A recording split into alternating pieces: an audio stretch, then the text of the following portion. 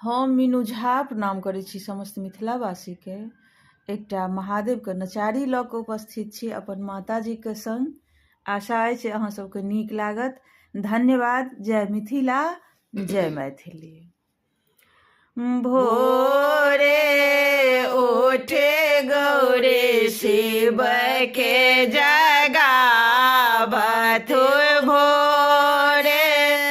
उठे गौरे शिव के जगावत, करो शिव दुई बीघा खेत है, करो शिव दुई बीघा खेत यो, गौरे के बचन सुने उठला रिसाए, कर लगला हार के तैयार हे, कर लगला हार के तैयार यो, त्रिशूल तोरे बाबा फार बनौलनि, भांग घोटना के हरे सरो, ओ भांग घोटना के हरे सयो, जटा तोरे बाबा लदहा बनौलनि, जटा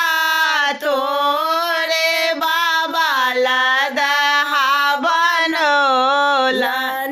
काए लेलनि हार के तैयार यो, काए लेलनि हार के तैयार यो, एक देश जोतलनि बसहा बरदिया, एक देश जोतलनि बसहा बरदिया, दोसर देश जोतलनि बाघ यो, दोसर देश जोतलनि बाघ यो, पूब पश्चिम बाबा चाचर बनौलनि, पूब पश्चिम बाबा चाचर बनौलनि, ज्योति लेलनि दुई बीघा खेत यो, ज्योति लेलनि दुई बीघा खेत यो, एक देश छिटलनि आक धतुरबा,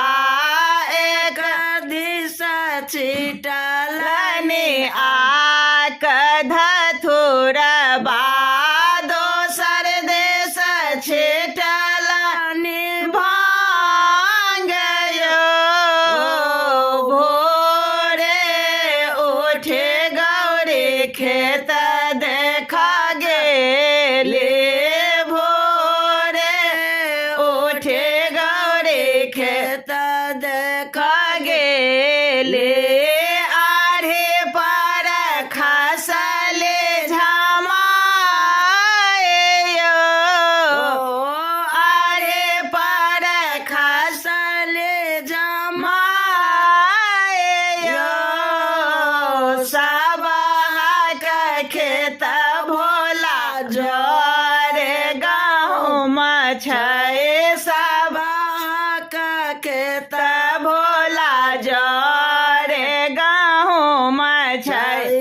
हमरो के खेत আছে भांग यो,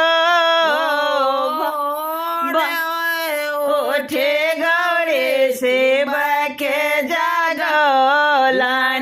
भानहि विद्यापति